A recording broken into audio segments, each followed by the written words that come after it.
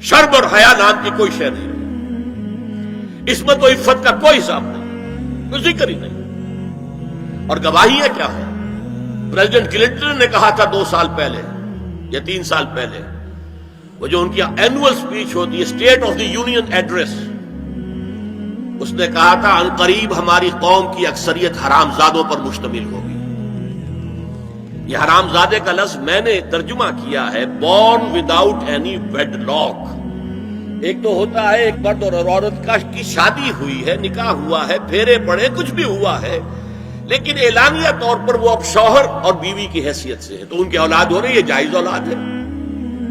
ایک بغیر شادی کی اولاد ہو رہی ہے تو یہ حرامی ہے، حرام زادے ہے۔ انہوں نے کہا کہ ہماری قوم کی اکثریت حرام زادوں پر مشتمل ہوگی۔ ہومو سیکسولیٹی، لیسبینز، گیز، اور بالکل ڈکلیئر کرتے ہیں، پادری ڈکلیئر کرتا میں گے ہوں، سینیٹر ڈکلیئر کرتا میں گے ہوں، انہیں کوئی شرم ہی نہیں، اس کے اندر کوئی حجاب نہیں، اعتراف کرنے کے اندر کہیں بھی کسی طرح کی رکاوٹ نہیں، ہچکچاہٹ ہی نہیں۔ یہ جس کو کہا جائے گا پرمیسو ہیڈونزم، جنسی لذت ہر طریقے سے حاصل کی جا سکتی ہے۔ زنا بالرضا ہو تو کوئی جرم ہے ہی نہیں، ہاں زنا بالجبر ہو تو جرم ہے، بالرضا ہو کوئی جرم نہیں، جرم ہے ہی نہیں سرے سے۔ ساری اخلاقی اقدار کو اس طریقے سے انہوں نے ملیا میٹ کر دیا ہے۔ البتہ ابھی یہ تیسرا معاملہ کچھ عالم اسلام کی حد تک ابھی پورا ان کا پروگرام مکمل نہیں ہو سکا۔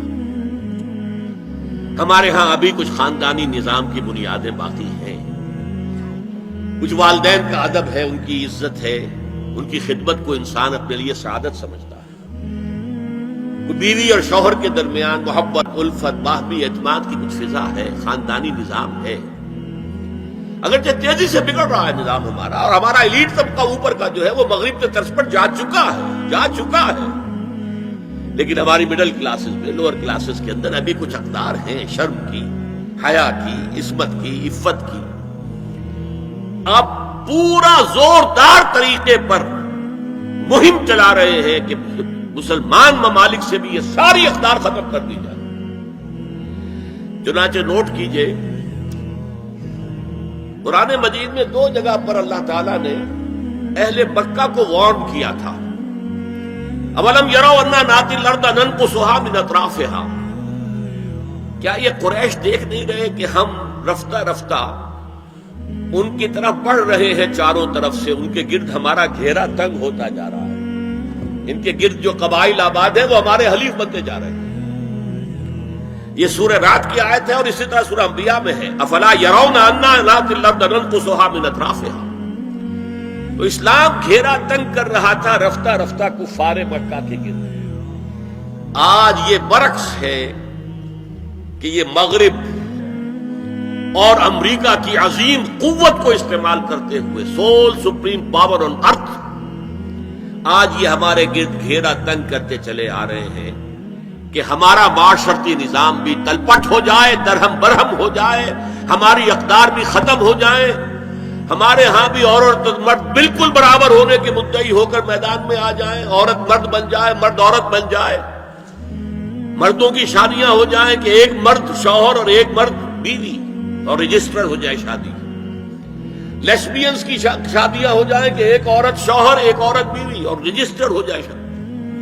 یہ سارا کام ناتی الارض ننقصها من اطرافها، اس کی مثال کیا ہے کہ پہلے اس پروگرام کے تحت 1994 میں کانفرنس ہوئی قاہرہ میں، عرب ورلڈ کا وہ مرکز ہے، اس لیے کہ عربوں میں تعلیم کے اعتبار سے، ٹیکنالوجی کے اعتبار سے سب سے آگے مصری ہے، تو یہ چونکہ ان کا ثقافتی اعتبار سے امام ہے، وہاں جا کر انہوں نے ڈیرا لگایا اور ان افکار کی اور ان نظریات کا پرچار کا معاملہ کیا۔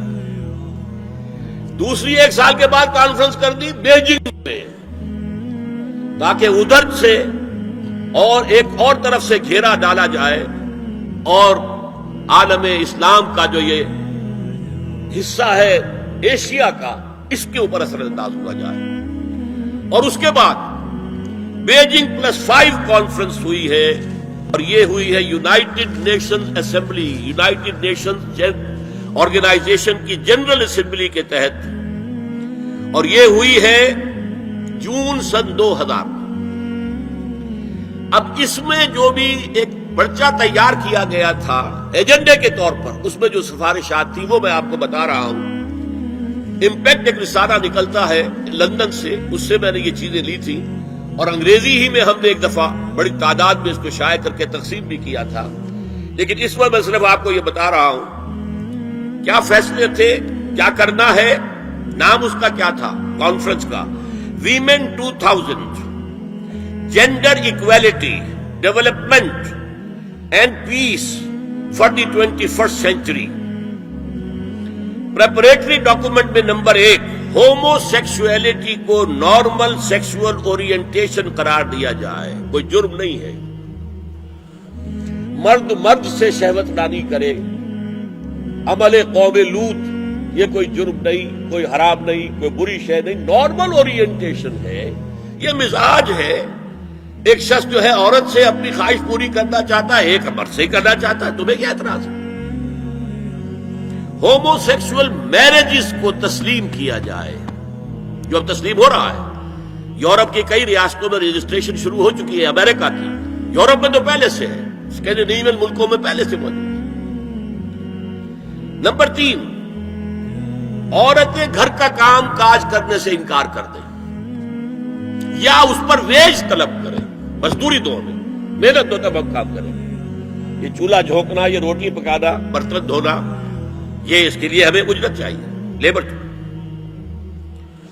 نمبر 4، عورتیں حمل اور وضع حمل کی جو تکلیف برداشت کریں اس پر بھی شوہر سے اجرت لیں۔